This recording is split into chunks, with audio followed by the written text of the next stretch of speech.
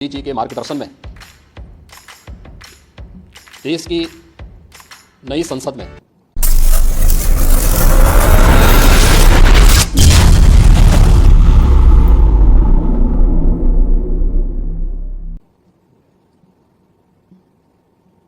माननीय वित्त मंत्री जी ने देश का आम बजट प्रस्तुत किया है।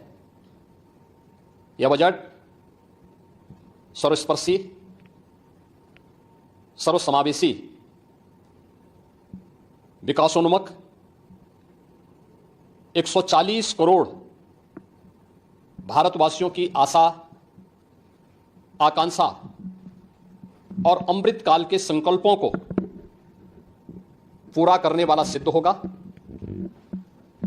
आम बजट 2024-25 आत्मनिर्भर एवं विकसित भारत के निर्माण का एक आर्थिक दस्तावेज है। इस आम बजट में अंत्योदय की पावन भावना, विकास की असीम संभावना और नवोन्मेष की नवदृष्टि है। इस आम बजट में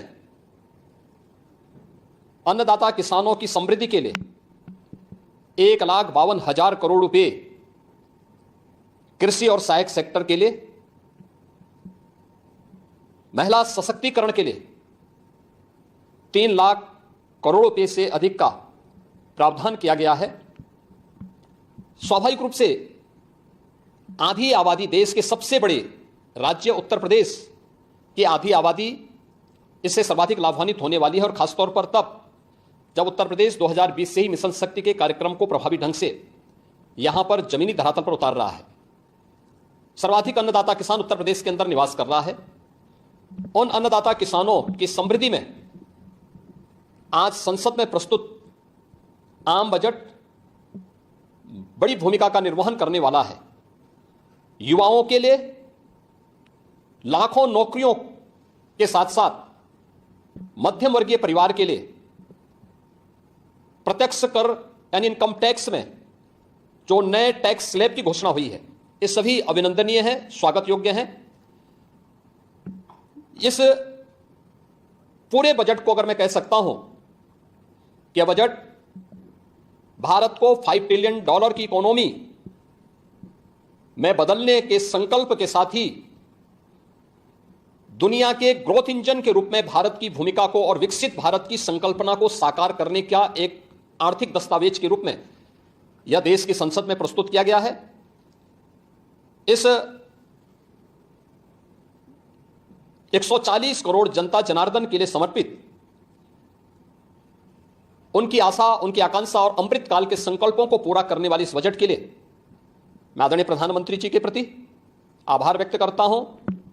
माननीय केंद्रीय वित्त मंत्री माननीय श्रीमती निर्मला सीतारमण जी को और उनकी पूरी टीम का मैं अभिनंदन करता हूं। मध्यम वर्ग को राहत देने के लिए आम बजट में जो उपाय किए गए उसको लेकर क्या कहना चाहिए? देखिए, मध्यम वर्गीय परिवार में टैक्स के बारे में सबसे बड़ी छूट आज उपलब्ध हुई है, और यह लंबे वर्ष समय से यह मांग चली आ रही थी। 3 लाख तक के प्रत्यक्ष कर यानी इनकम टैक्स में कोई भी टैक्स नहीं लगेगा। इसके साथ साथ अन्य जो स्लैब भी दिए गए हैं वे काफी राहत भरे हैं। अलग अलग सेक्टर के लिए जो प्रावधान किए गए हैं, गांव के लिए, गरीब के लिए, किसान के लिए, नौजवान के लिए, एमएसएमई सेक्टर के लिए, ये लाखों नौकरियों को क्रिएट इससे होगा। इंडस्ट्री के लिए जो प्रावधान किए गए हैं, मुझे लगता है ये सभी स्वागत योग्य हैं।